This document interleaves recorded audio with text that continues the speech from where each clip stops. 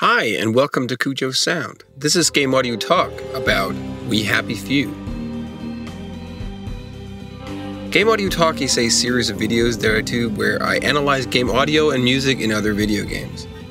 This is not a bug testing, bug breaking, or exploiting or bashing review of the game service. We are simply here to discuss the sound design and the music and the implementation used and why this is cool, why something is the way it is, or even why it's broken, and even why a broken mechanic might have a purpose, or there may even be a reason why it is the way it is. So let's Game Audio talk a little about We Happy Few and some of its audio features. I should note that there is quite a few audio features here, so I'll split it up over several videos. We Happy Few has a really cool aesthetic, not only in graphics but also in sound and music. Big fan here. Now, unfortunately, the game was not super well received, but I guess this is also the kind of game that really requires it to be nailed to a certain degree for the audience to jump on the hype wagon once a game like this is out. It's a bit of a shame, as it really has some interesting stuff going on. Oh, heavens no. In the beginning of the development cycle of this game, it was confused with the development of a new BioShock game, or even a new Borderlands game, but no. This is We Happy Few, and not one of those two. Even though there is actually a character in the game named Ryan Andrews. It's not the BioShock Andrew Ryan guy. No, it's Ryan Andrews. And you can kill him. I can tell you that much. But it's no BioShock. The game is made in Unreal Engine, and it uses Wwise to fuel its audio. I know for two reasons, simply because the game says so on the packaging and during the intro screens, but I was also lucky enough to speak with several people of the team behind this game beforehand, so I actually have their word for it, just in case you thought they might be lying about their tech or something, or maybe they were just off their joy during the development phase. Who knows? Right off the bat, the game has a lot of interesting audio features. And at the very beginning of the game, the main character actually hums along with the music.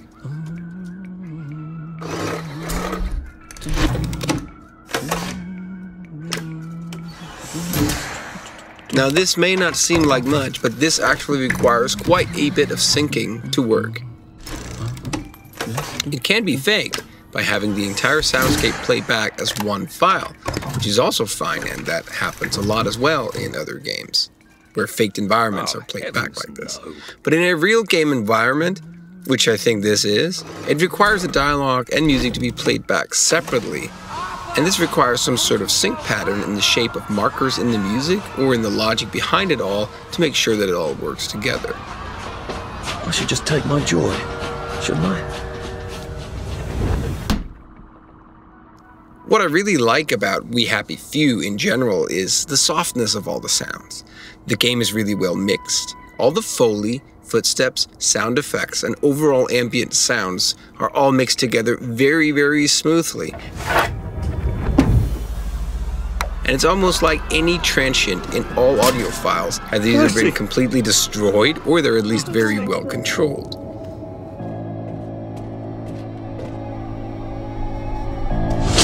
The footsteps are very subtle, but they're still there. And this newspaper right here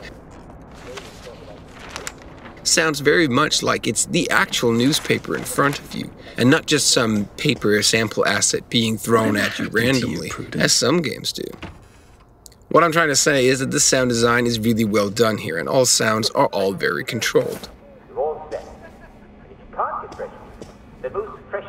As before with the music being in sync, there is also plenty of video material in the game, which is also nicely in sync.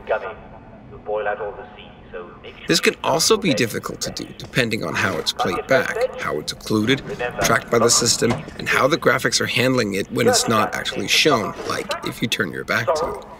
It can be quite common to have this kind of issue when you're working on bigger projects.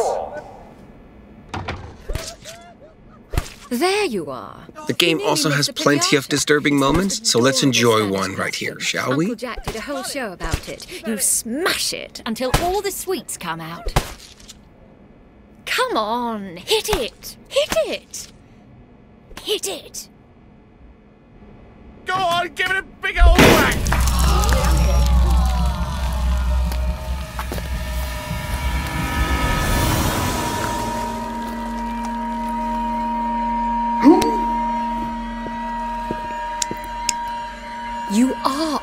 joy.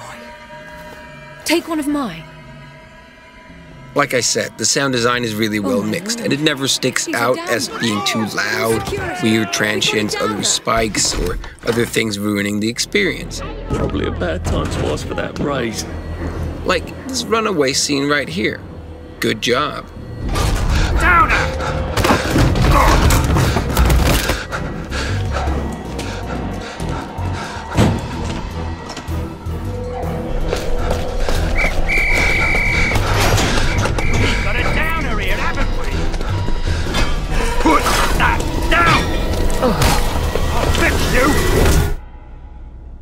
You smelled gas? Flaming Nora. Forget him, there's no time.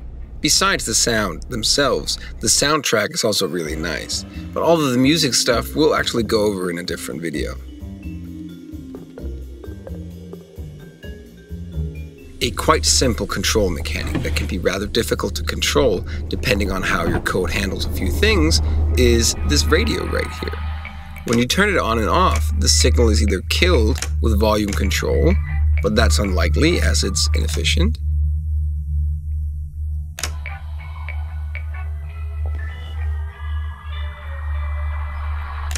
or it's being muted by using the pause function and not the stop function in Wwise, which pauses a sound and can then be continued when told so, either by continuing from where it left off or after the elapsed amount of time that actually has been going on. This is different from stopping the sound, which would actually cause the sound to then restart if you started over, and it clearly doesn't.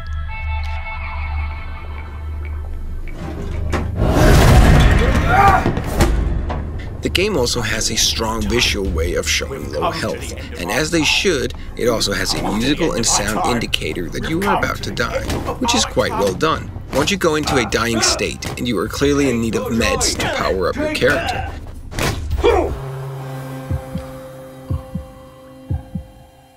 you will notice that not only the graphics change and the UI in the top left corner indicate that you are dying, the music and sounds also change.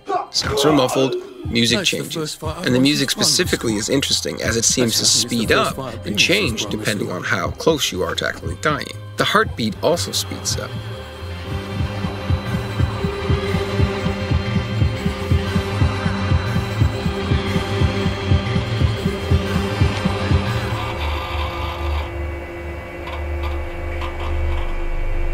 This can be done in several ways. In Wwise, we can set a sequence container to loop and just control its delay between each instance with an RTPC coming from the game's timecode.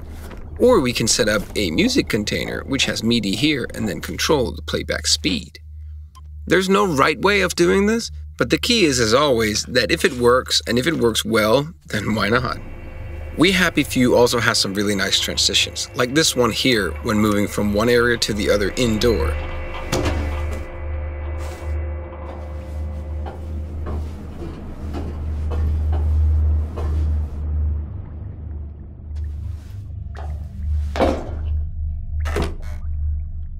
In some of the past videos I covered a lot on how ambient areas and other kinds of areas like this could work and be set up, but here in We Happy Few, I am almost certain that it is made entirely from 3D emitters placed around the level, which has some sort of spread so that they occur as 2D when inside them or close to them, but once away from them they are 3D, and the standard Wwise occlusion filter is set to trigger on basically everything. It works really well in this case. It is a bit of a rough solution though, but it works and it gets the job done.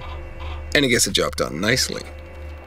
Because of the occlusion being used, it does have some issues with occlusion. Though they might not be super obvious, you can listen closely sometimes and you can force the game to occlude or muffle a sound just because you are now crouching behind a chair or moving away from a door.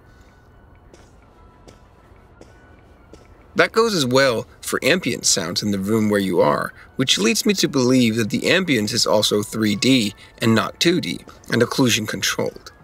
This is also quite a rough solution, but it's also a very effective and working solution. Since the audio team here, especially for implementation, is very, very small, and I think it's totally the way to go. Too bad I don't have any other hatches to... Oh, and there's a funny story here. As you power up these hatches and you can now fast travel with them, this little melody plays. Now, I've been long enough in Montreal, 3 days in total, to remember that this little melody is the sound of the Montreal metro doors closing as the train is about to depart. It's a nice little metro touch there. Go Habs, go. Oh, and hey, now that we've gone through a few things already and our main character is about to go outside, let's talk about all this outside stuff in the next video, because the outside world is procedurally generated and it's very, very nice. The bridge. I've got to get to the bridge. Thank you for watching this one. Hit like if you liked the video and subscribe if you want to know more about Cujo Sound, Game Audio Talk, and all the other tutorial videos that I do. If you really want to know more, consider supporting me on patreon.com/Cujo Sound, where you for as little as $1 a month can help me sustain this channel and even put in a request or two. And you help me afford the time that I take off to create all this material. I would really appreciate it. Thank you for watching. See you next time.